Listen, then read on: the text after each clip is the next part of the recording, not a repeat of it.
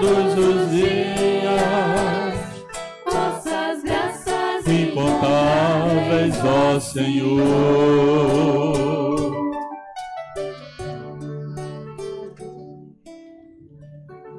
Caríssimos irmãos e irmãs, quero saudar o senhor prefeito, Dr. Paulo Roberto, na pessoa de sua filha Isa, aqui presente. Também o deputado Joaquim, na pessoa de seus pais, senhor Elias e dona Jandira, aqui presentes. Saúdo o nosso querido vereador Mano Holanda. Sempre quando vejo o Mano me lembro de doutora Diva. Caríssimos irmãos e irmãs, hoje nós estamos celebrando o 4º domingo do tempo comum. Nossa primeira leitura é uma passagem do profeta Jeremias. Nós vemos Deus escolhe a quem Ele quer. E Deus muitas vezes escolhe pessoas frágeis. Nos lembramos da pessoa de Pedro, mas Deus dá a força. E não somos nós que escolhemos a Deus, mas é Deus que nos escolhe. Como nos diz o profeta Jeremias, antes de formar-te no ventre materno, eu te conheci. Então Deus pensou em nós, mesmo antes, não é, do nosso nascimento, Deus pensou em cada um de nós. Isso mostra o amor dele para conosco. Somos muito importantes aos olhos de Deus. E tem um salmo que nos diz isto, o Salmo 8º. O Salmo 8º diz: o que é o ser humano? Até o salmista se admira. O que é o ser humano? Para que dele vos lembreis e cuideis tanto assim. Então somos amados, escolhidos por Deus. Fomos pensados por Deus. E Deus escolhe, como eu disse, aqueles que Ele quer para anunciar uma mensagem, né? Uma mensagem de salvação. Assim foi a escolha dos profetas, né? Todos os profetas do Antigo Testamento tinham esta missão de preparar a vinda de Jesus Cristo. Então, ao longo dessa história, que chamamos a história da salvação, a história de Israel, que é a história do povo de Deus e a nossa história, Deus foi se revelando, não é? Aos poucos. Foi a pedagogia de Deus.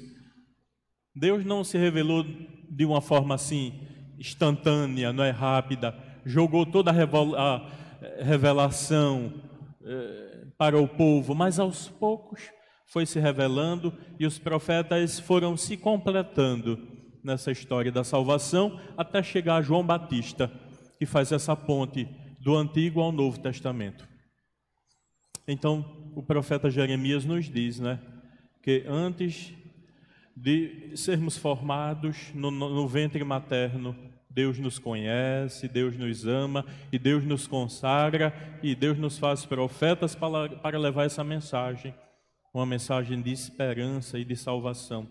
É esta a vida do sacerdote em uma comunidade, não é? A missão dele é ser esse animador da comunidade, né? É esse que vem sempre trazer uma palavra de esperança para o povo, né? Mesmo nos momentos mais difíceis da vida, a missão dele é esta, é encorajar o povo, não é? E foi assim que nós fizemos ao longo da pandemia e que estamos também fazendo. Essa é a nossa missão. É o que o Papa Francisco diz, né? Pastores com cheiro de ovelhas. Pastores que se envolvem na vida do povo, né? Que participam das dores e alegrias do povo. Isso é ser pastor, isso é ser sacerdote. Nossa segunda leitura é uma passagem da primeira carta de São Paulo aos Coríntios. É uma bela passagem em que, geralmente, nos matrimônios é uma leitura oficial. Nós, sacerdotes, sempre lemos esta leitura nos casamentos, em que São Paulo nos diz que devemos aspirar os dons mais elevados, os dons do céu, não os da terra, porque são passageiros. E aí Deus nos fala, não é? Como deve ser o amor, em qualquer vocação, em qualquer circunstância. Como deve ser o amor? O amor é completamente diferente de gostar. Gostar e amar, amar como amor ágape, é completamente diferente de você gostar. Porque a gente gosta de fazer coisas, né? mas a gente ama as pessoas. Amamos as pessoas. E quando fazemos alguma coisa, não é, pelas pessoas, é porque vemos Jesus Cristo nesta pessoa. Então a motivação é outra, não é? Eu faço o bem não porque eu quero ser bonzinho, quero ser visto pelas pessoas, né? Quero ser aclamado, louvado, mas eu faço algo de bom para o outro, para o meu próximo, porque eu vejo Jesus Cristo nele. Muitas vezes é difícil, né? Ver Jesus em algumas pessoas, é difícil. Eu confesso que é difícil, né? Experiência própria, mas temos que fazer esse esforço. Temos que enfrentar e aceitar esse desafio de fazer sempre o bem.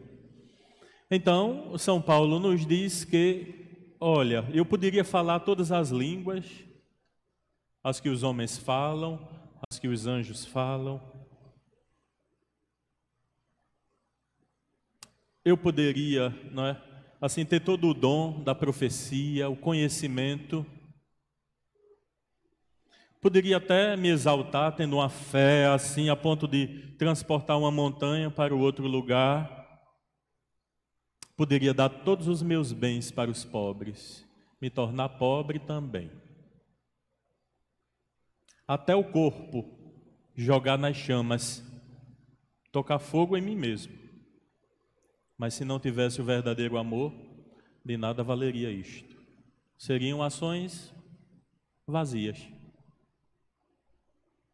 Mas aquele que vive o verdadeiro amor, aquele que busca praticar o verdadeiro amor, o amor doação, o amor ágape, aquele que vive este amor, ele é paciente. E como nós precisamos ser pacientes, né? Basta nos recordarmos quando éramos crianças, os nossos pais, quanta paciência tiveram com a gente, não foi? Quanta paciência tiveram conosco. Então, a caridade, o amor, ele é paciente. E paciente vem de uma palavra latina chamada passio, que é paixão, sofrimento. Quem ama, sofre. Passio, paciência, paixão, sofrimento. O amor verdadeiro, ele é benigno, não é? A gente vê pessoas assim tão bondosas, né, que a gente quer estar sempre junto dessas pessoas. Nós tivemos aqui um grande homem, nós vamos fazer uma homenagem a ele também, já está no céu com Deus. Paciente, a pessoa que é benigna, a gente quer estar sempre junto daquela pessoa, né? Sempre. O amor não é invejoso, né? O amor não é vaidoso, eu sou o melhor, só quem sabe fazer as coisas sou eu. O verdadeiro amor não se ensoberbece, não se incha, né? O verdadeiro amor nunca se encoleriza. Bem, essa passagem, não é, da primeira carta de São Paulo aos Coríntios, fala da relação humana, né? Nós colocamos essa leitura na vida dos casais, né? Por isso que é lida nos matrimônios, né? Então, quem ama nunca se encoleriza, nem com o seu esposo, nem com a sua esposa, né? É triste quando um e o outro vão dormir à noite e um virando para a parede da direita, o outro para a parede da esquerda, né? É impossível, é impensável alguém que vive uma vida a dois ter uma atitude desta. Então, o verdadeiro amor não se encoleriza, não se ira, não guarda rancor. Quem vive o verdadeiro amor, quem vive uma vida matrimonial, não guarda rancor. Nisso eu acho que nós somos assim, estamos mais adiantados, né? Nós homens somos explosivos. As mulheres guardam mais as coisas, né? Nós somos mais explosivos, agimos de momento. As mulheres não, olha, você fez isso comigo naquele dia, viu? Faz 12 anos, era um domingo, 1h da tarde. Eu perdoei, mas não me esqueço. Não perdoou, né? Pois bem, o verdadeiro amor, ele não se alegra com a iniquidade, com a injustiça. E nós vemos, né?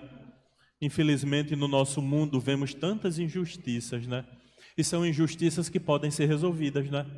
Muitas vezes São injustiças que estão ao nosso alcance para serem resolvidas, mas não resolvemos. Então o verdadeiro amor, ele crê tudo, acredita, não é? O verdadeiro amor acredita. O verdadeiro amor espera. O verdadeiro amor desculpa tudo, crê tudo. Eu me lembro de uma passagem da vida de Dom Helder, uma senhora que todo mês ia pedir dinheiro para enterrar um parente dela. Ela já havia enterrado a família inteira já várias vezes. E o padre assessor dela disse: mas Dom Helder, o senhor não está vendo que isso é mentira? Essa mulher vem pedir dinheiro, mas ele está enganando o senhor. Todo mês essa mulher vem aqui. Ele sabia que aquilo era mentira, mas ele ajudava e disse para o padre: mas você quer tirar o único direito que ela tem, que é mentir? Ela não tem nada. O único direito que ela tem é mentir. Você quer tirar até isso dela? Então ele sabia, não é? Ele sabia que ela estava mentindo, mas ajudava, mas acolhia, não é? Aí é onde está a diferença. O verdadeiro amor jamais acabará, jamais passará. Então as profecias vão passar, as línguas também cessarão, a ciência vai desaparecer, mas o verdadeiro amor permanece. Então é isso, né? Que nós, como batizados, como aqueles que querem viver a palavra de Deus, aqueles que querem seguir esta caminhada de fé, devem viver o verdadeiro amor. É difícil, vai nos causar sofrimento, paixão, como eu disse, padeceremos, mas alcançaremos a vitória e a glória do céu está reservada para nós. Em o nosso evangelho, nós vemos essa passagem de São Lucas, o capítulo 4, em que Jesus, ele entra na sinagoga, não é, para ensinar. Nós vemos, ele entra na sinagoga com autoridade, a autoridade de quem ensina. E todos davam, não é, testemunho a seu respeito. A partir daquele momento, Jesus não passou mais desapercebido. A partir daquele momento, não é, Jesus não foi mais visto como o filho de José, aquele que morava em Nazaré, o filho de Maria. Conhecemos seus primos próximos. Não. Naquele momento, ele toma para si a profecia de Isaías, se realiza nele, no aqui e agora da nossa história, e começa a transformar os corações. E todos aqueles que o acolhem se transformam.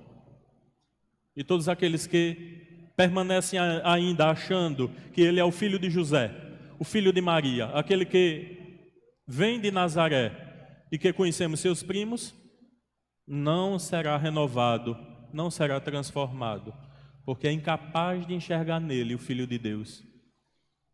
Mas aqueles que reconhecem, não é, o que ele realiza, sim. Então todos ficam admirados porque nenhum homem até hoje fez com que um cego recuperasse a vista, um leproso fosse purificado, um morto ressuscitasse.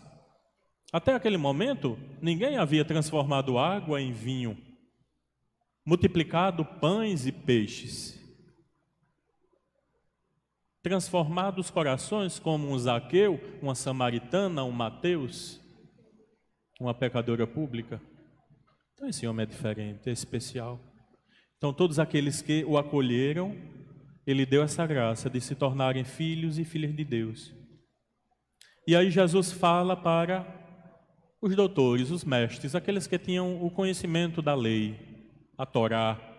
E aí ele cita essas duas passagens, né, do Antigo Testamento, que havia muitas viúvas em Sarepta, mas só aquela viúva, Deus concedeu a graça de não faltar mais de 3 anos a farinha da sua vasilha. Havia muitos leprosos também em Israel e nenhum foi curado a não ser Naamã o sírio. Eles creram em Deus e se transformaram. E aí Jesus estava falando dele: eu sou o Filho de Deus e vocês não reconhecem o meu poder, a minha missão, e por isso ficam indignados com ele. E ainda querem jogá-lo em um precipício, né?